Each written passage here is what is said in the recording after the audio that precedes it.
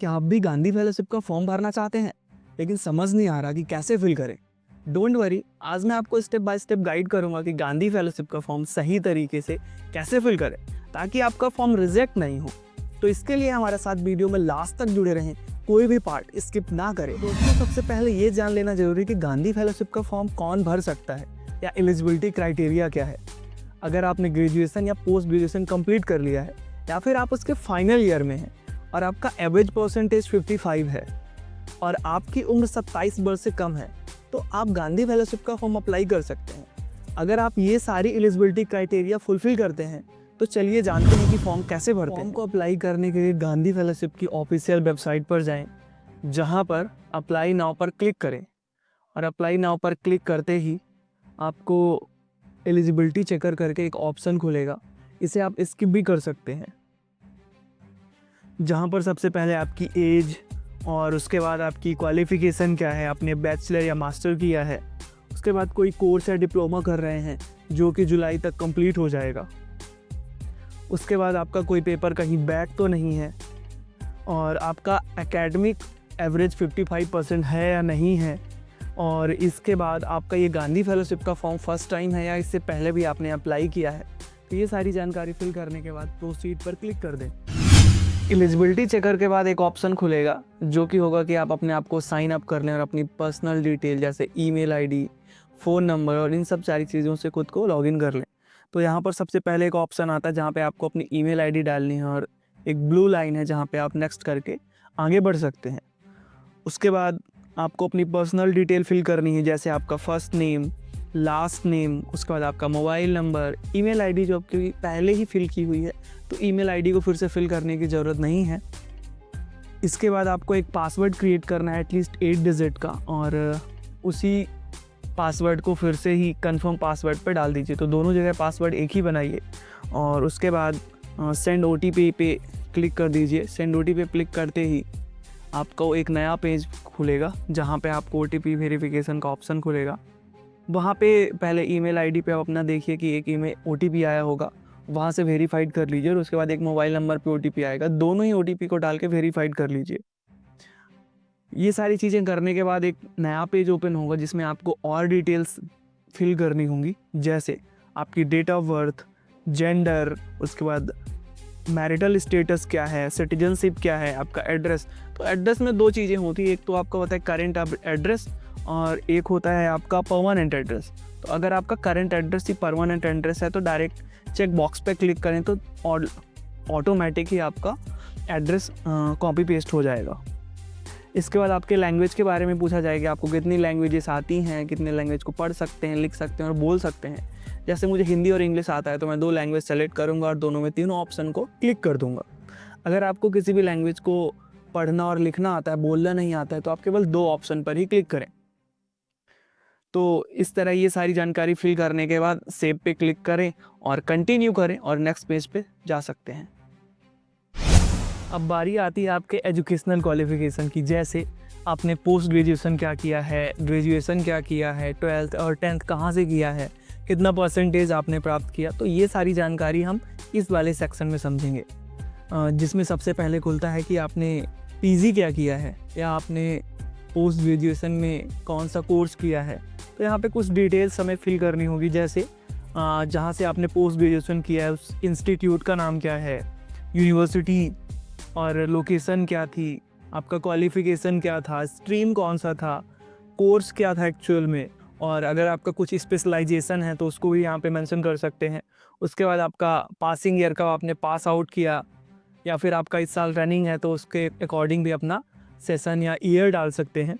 और लास्ट में ये जो ऑप्शन होता है मार्क्स या CGP, अगर आपको कोई परसेंटेज स्पेसिफिक है तो आप परसेंटेज डाल सकते हैं, या फिर कोई CGPA है जो आपको CGPA में रिज़ल्ट मिला है तो वो चीज़ें यहाँ पे मेंशन कर सकते हैं। यहाँ पे मार्क्स में 2 चीज़ें होती हैं कि आपने कितने टोटल मार्क्स आपको मिले और आपका ओवरऑल कितने नंबर का था, तो आप दोनों चीज़ें डाल सकते हैं। हिंदी में अगर कहना चाहें तो प्राप्तांक कितना था, अंकों में कितना प्राप्त किया और कितना पूर्णांक था, मतलब टोटल नंबर अब कितना था। तो ये चीज़ें डाल के आप नेक्स्ट पे जा सकते हैं और इसके बाद आप सेव करके आगे बढ़ सकते हैं। इसके बाद सेक्शन आएगा सेम ही जो कि आपके ग्रेजुएशन का होगा। तो अगर आपके पास ग्रेजुएशन बस है तो पीजी वाले को स्किप कर सकते हैं और आप ग्रेजुएशन से कंटिन्यू कर सकते हैं। तो पीजी के तरह ही ग्रेजुएशन में भी सारी चीज़ें सेम रहेंगी, जैसे इंस्टीट्यूट का नाम, आपकी यूनिवर्सिटी का नाम, लोकेशन क्या थी, कहाँ से किया है आपने, क्वालिफ़िकेशन क्या है, स्ट्रीम क्या था, कोर्स का एग्जैक्ट नाम क्या था, और अगर कोई स्पेशलाइजेशन है आपके ग्रेजुएशन में तो वो भी मेंशन कर सकते हैं, और पासिंग ईयर क्या है, सेम मार्क्स क्या थे, तो जो मार्क्स हैं आपने जितना मिला है और टोटल नंबर ऑफ कितना था, तो वो चीज़ें मेंशन करके आप सेव कर सकते हैं और नेक्स्ट पार्ट पे जा सकते हैं जहाँ पे आप अपने 12th का डिटेल डालेंगे।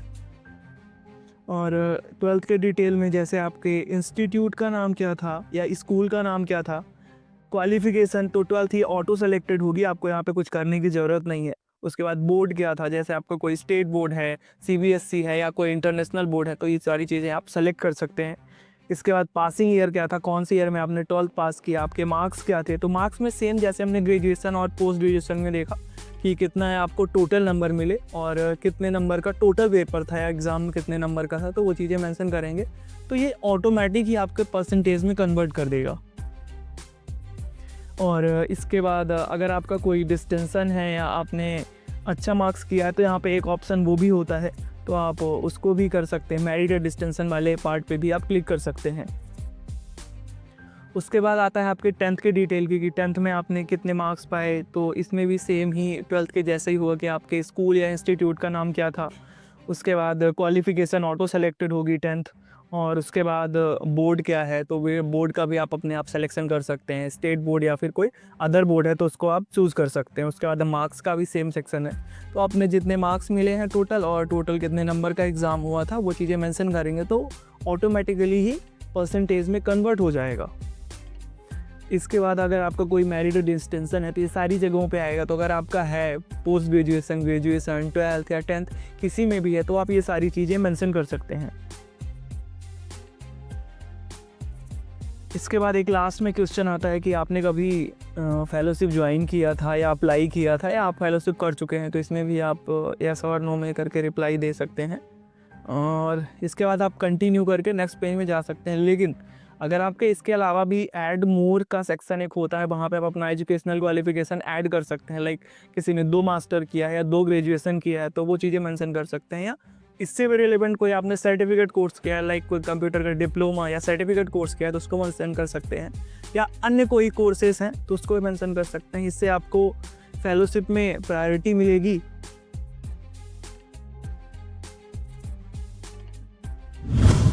अब इस स्टेप में आपके एक्सपीरियंस के बारे में बात करेंगे। आपने या इससे पहले कोई फेलोशिप, इंटर्नशिप या कोई और जॉब करी है तो उसकी डिटेल यहाँ पर भरेंगे। जैसे सबसे पहले यहाँ पर ऑप्शन है कि आपका टोटल नंबर ऑफ़ एक्सपीरियंस क्या है, उसमें ईयर एंड मंथ दोनों को अलग अलग सेलेक्ट कर सकते हैं। जैसे आपने इससे पहले 2 साल कहीं काम किया है और 3 महीने किया है तो ईयर को अलग से सेलेक्ट करेंगे और उसके बाद मंथ पे क्लिक करेंगे, तो ये दोनों एक्सपीरियंस का नंबर काउंट हो जाएगा। उसके बाद आपकी पिछली ऑर्गेनाइजेशन में डेजिग्नेशन क्या थी, किस पद पर थे और ऑर्गेनाइजेशन का क्या नाम था। फिर इसके बाद एक ब्रीफ आपको समरी बताना है कि आपने जो काम किया है। एक रिमार्क्स करके ऑप्शन है यहाँ पे, उस पर आप अपना ब्रीफ लिख सकते हैं। आपका एक्सपीरियंस क्या था, अचीवमेंट क्या थी और आपके काम से क्या चेंजेस या क्या इम्पैक्ट आए, तो वो सारी जानकारी इस वाले बॉक्स में आपको भरना है। उसके बाद आपकी ज्वाइनिंग डेट क्या थी और लीविंग डेट क्या थी, कि आपने जब ऑर्गेनाइजेशन को छोड़ा तब कौन सी डेट थी, या फिर अगर आप वहाँ पर अभी काम कर रहे हैं तो नीचे एक चेक बॉक्स होगा जहाँ पे लिखा होगा currently I am working here, तो उस वाले ऑप्शन पे चेक बॉक्स पे क्लिक करके आप आगे बढ़ सकते हैं। तो अगर आपके पास केवल एक एक्सपीरियंस है तो इसको फिल करके आप आगे बढ़ सकते हैं। अगर इसके अलावा और भी एक्सपीरियंस है तो वहाँ पे ऐड मोर पे क्लिक करके आप बाकी एक्सपीरियंस भी ऐड कर सकते हैं। और अगर आपके पास नहीं है, केवल एक एक्सपीरियंस है, तो केवल आप यहाँ पे सेव करके कंटिन्यू करके आगे बढ़ सकते हैं। गांधी फेलोशिप ना केवल एकेडमिक रिकॉर्ड को बल्कि एक्स्ट्रा करिकुलम एक्टिविटी को भी सेम इंपॉर्टेंस देती है। अगर आपके पास कोई एक्स्ट्रा करिकुलम एक्टिविटी का रिकॉर्ड रहा है या इससे पहले आपने कुछ ऐसा काम किया है तो उसको यहाँ पे मेंशन कर सकते हैं। जैसे सबसे पहले यहाँ पे आपको कैटेगरी चूज़ करनी कि एक्स्ट्रा करिकुलम की कौन सी कैटेगरी में आपने काम किया है, जैसे स्पोर्ट, आर्ट, वॉलंटियर वर्क या कोई सोशल इनिशिएटिव में काम किया है। इसके अलावा फोकस एरिया क्या था, तो इसमें ऑप्शन में बहुत सारे आ रहे हैं कि आपका फोकस एरिया एक्चुअल में था क्या। उसके बाद पार्टिसिपेशन लेवल क्या था, और उसके बाद एक्सीलेंस लेवल क्या था, और आप इसके बाद बता सकते हैं कि आपको अगर कोई अचीवमेंट मिली है तो उसका नेचर क्या था। तो यहाँ पे एक ऑप्शन है नेचर ऑफ अचीवमेंट, तो वहाँ पे वो चीज़ें भी मेंशन कर सकते हैं। और अगर आपका एक्स्ट्रा करिकुलम एक्टिविटी में कोई सर्टिफिकेशन या और किसी तरह का प्रमाण पत्र मिला है तो एक चेक बॉक्स है, उस पर क्लिक कर सकते हैं कि आप सर्टिफाइड ये काम कर चुके हैं। उसके बाद सेव पे क्लिक करके आप सेव कर सकते हैं और नेक्स्ट पेज पे जाने के लिए कंटिन्यू पे क्लिक करें। कंटिन्यू पे क्लिक करते ही आपको एक नेक्स्ट जो पेज खुलेगा उसमें आपको कंप्यूटर से रिलेटेड आपको क्या नॉलेज है तो इसके बारे में जानकारी फिल करनी होगी। जैसे पहला ही ऑप्शन है कि आपको कंप्यूटर एंड सॉफ्टवेयर के बारे में कितनी प्रोफिशिएंसी है। इसमें 3 लेवल दिए हुए हैं। पहला लेवल है बिगिनर लेवल, दूसरा है इंटरमीडिएट और तीसरा एक्सपर्ट।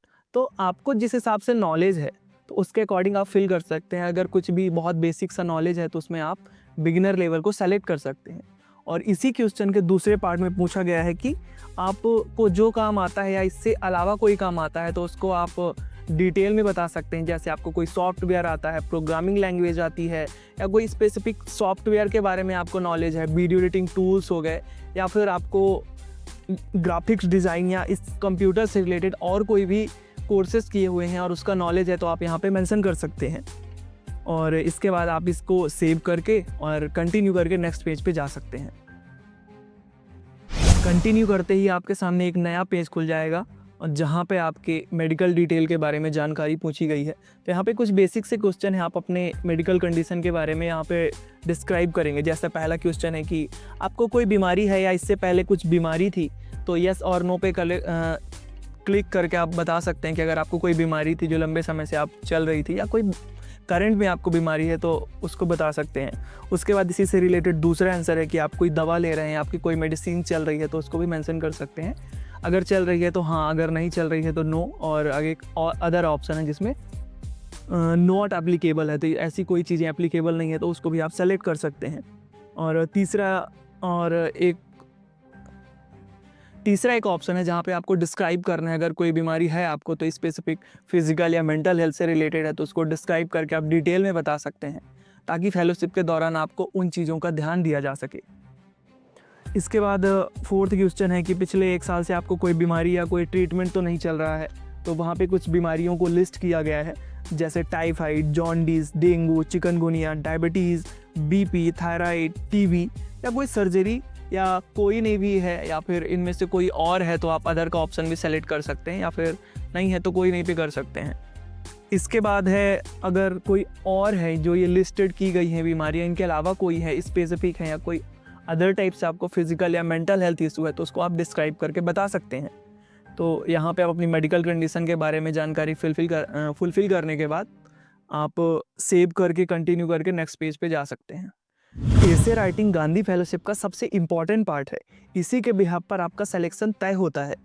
तो जब भी एसे राइटिंग करें तो कुछ इम्पॉर्टेंट बातों का ध्यान रखें, जैसे AI टूल से चैट GPT का यूज़ ना करें।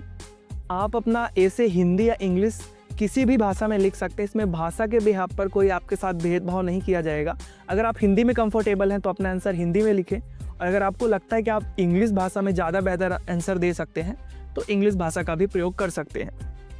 कोशिश करें कि अपनी रियल स्टोरी लिखें, कोई एग्जाम्पल या किसी दूसरे की स्टोरी ना लिखें, ताकि आपको जब इंटरव्यू में क्रॉस क्वेश्चन किया जाए तो ये मददगार साबित होंगे। यहाँ पर पहला क्वेश्चन है कि गांधी फेलोशिप आप क्यों ज्वाइन करना चाहते हैं, इसके अलावा जॉब या स्टडी क्यों नहीं करना चाहते। और पहले क्वेश्चन को 3 पार्ट में बांटा गया। इसका दूसरा पार्ट है गांधी फेलोशिप का कौन सा एस्पेक्ट आपको सबसे अच्छा लगता है या पसंद है, और गांधी फेलोशिप से आप क्या गेन करना चाहते हैं, क्या सीखना चाहते हैं, गांधी फेलोशिप कंप्लीट करने के बाद आप क्या यहाँ से लेके जाना चाहते हैं। तो इसमें 2-3 चीज़ों का विशेष ध्यान रख सकते हैं, जैसे कि पहला पार्ट है कि क्यों फेलोशिप करना चाहते हैं, जॉब या कोई स्टडी नहीं करना चाहते, तो उसमें आप बता सकते हैं कि एक तो जो गांधी फेलोशिप है वो सेल्फ डेवलपमेंट के साथ में कम्युनिटी डेवलपमेंट पर बेस्ड है, तो ये चीज़ें आप सीखना चाहते हैं इसलिए गांधी फेलोशिप चाहते हैं। या इसके अलावा आप बता सकते हैं कि आप गांधी फेलोशिप का जो एक मोटो है कि एक्सपीरियंशियल लर्निंग पे बेस्ड है, तो वो भी आप बता सकते हैं। यहाँ पे इस क्वेश्चन का दूसरा पार्ट है कि आपको गांधी फेलोशिप के कौन से एस्पेक्ट सबसे अच्छे लगते हैं या पसंद है, तो वहाँ पे आप बहुत सारी गांधी फेलोशिप की प्रोसेस बता सकते हैं, चाहे वो बूट कैंप हो, कम्युनिटी इमर्जन हो, या फिर इसके अलावा और बहुत सारे पार्ट हैं, जैसे डेली डीब्रीफ होना, फील्ड विजिट करना, ग्रास रूट लेवल पर काम करना, गवर्नमेंट एम्प्लॉयज़ के साथ काम करना। तो इनमें से कोई भी एस्पेक्ट बता सकते हैं, या कोई भी ऐसी चीज़ है जो आपको गांधी फेलोशिप में अच्छी लगती है तो उसको मेंशन कर सकते हैं। और तीसरा है कि आप गांधी फेलोशिप से क्या गेन करना चाहते हैं, या गांधी फेलोशिप कंप्लीट करने के बाद यहाँ से क्या लेके जाना चाहेंगे। तो मुझे लगता है कि 2-3 चीज़ें आप मेंशन कर सकते हैं। आप अपने अकॉर्डिंग इसे बदल भी सकते हैं, लेकिन मैं अपने एक्सपीरियंस के बिहाफ पे बता रहा हूँ कि आप नेटवर्किंग स्किल चाहे वो सॉफ्ट स्किल हो या कोई हार्ड स्किल हो, तो ये चीज़ें आप यहाँ से सीख के जा सकते हैं। और सोशल डेवलपमेंट सेक्टर में अपनी जर्नी स्टार्ट करने से पहले एज अ प्रोफेशनल आप अपनी प्रोफेशनल स्किल्स को डेवलप कर सकते हैं। तो ये चीज़ें फर्स्ट क्वेश्चन में आप मेंशन कर सकते हैं और अपने बिहाफ पे अपने भाषा में लिखें। यहाँ पे दूसरा क्वेश्चन है कि अपने बारे में बताएं, आप गांधी फेलोशिप के लिए परफेक्ट चॉइस क्यों है।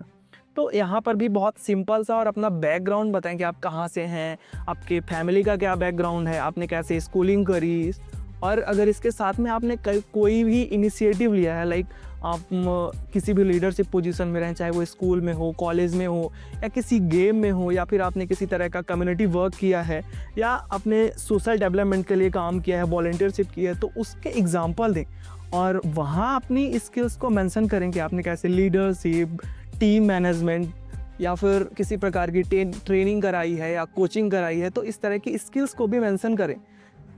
ये स्किल्स और आपके काम जो है दूसरों से आपको अलग बनाएंगे। तो सेकंड आंसर में भी इसी तरह का आप अपने स्टोरी बैकग्राउंड और कोई भी स्टोरी टेलिंग फ्रेमवर्क ले सकते हैं। जैसे मोस्टली जो यूज करते हैं वो स्टार फ्रेमवर्क होता है, तो आप वो भी फ्रेमवर्क यूज कर सकते हैं। कंटिन्यू करते ही एक नया पेज खुलेगा जो अदर्स का ऑप्शन होगा। यहाँ पे आपसे पहला क्वेश्चन पूछा जाता है कि गांधी फेलोशिप प्रोग्राम के बारे में आपको कहाँ से पता चला। इसमें बहुत सारे ऑप्शन हैं, जैसे आपके कॉलेज से, किसी फ्रेंड से, सोशल मीडिया से, रिलेटिव से, या अदर ऑप्शन से। इसमें एक ऑप्शन है कि आपको किसी गांधी फेलो से या पिरामल फाउंडेशन के किसी एम्प्लॉय से पता चला। तो यहाँ पर आप, मुझे लगता है कि सबसे जो अच्छा ऑप्शन होता है वो आप लिखें कि गांधी फेलोशिप पे किसी एम्प्लॉय के द्वारा पता चला। तो उसके लिए आपको उनकी कॉन्टेक्ट डिटेल भी शेयर करनी होगी और उनसे जुड़ी कुछ जानकारी भी कि उन्होंने गांधी फेलोशिप कहाँ किया है, किस लोकेशन में किया। तो ये सारी जानकारी आपको होनी चाहिए। अगर आपके कांटेक्ट में कोई गांधी फेलो या एम्प्लॉय नहीं है तो आप कोशिश करें कि लिंक्डइन पे जाके गांधी फेलो से कनेक्ट करें और उनसे जानें कि उन्होंने कैसे काम किया है। उससे आपको इंटरव्यू प्रिपरेशन में भी हेल्प मिलेगी और एक गांधी फेलोशिप प्रोग्राम को समझने में भी हेल्प होगी। तो कोशिश करें कि किसी गांधी फेलोशिप या एम्प्लॉय को मेंशन करें। इसके बाद दूसरा क्वेश्चन है कि ड्राइविंग लाइसेंस है या नहीं। अगर आपके पास ड्राइविंग लाइसेंस है तो यस पे क्लिक कर दें और नीचे ऑप्शन है कि डिस्क्राइब योर डीएल नंबर, तो आप ड्राइविंग लाइसेंस नंबर नीचे मेंशन कर सकते हैं। और इसके बाद जैसे ही आप सेव एंड कंटिन्यू करेंगे एक नेक्स्ट ऑप्शन खुल के आएगा। ये होता है प्रोफाइल वैलिडेशन का। तो यहाँ पे आप कोई भी एक वैलिड आईडी प्रूफ को सेलेक्ट करना होगा और उसके बाद वो डॉक्यूमेंट अपलोड करना होगा। जैसे कि मैंने यहाँ पर आधार कार्ड को सेलेक्ट किया है और मैंने अपने आधार को पीडीएफ फॉर्म में कन्वर्ट करके यहाँ से अपलोड किया है। तो आप भी सेम इसी तरह अपना कोई भी वैलिड आईडी अपलोड कर सकते हैं।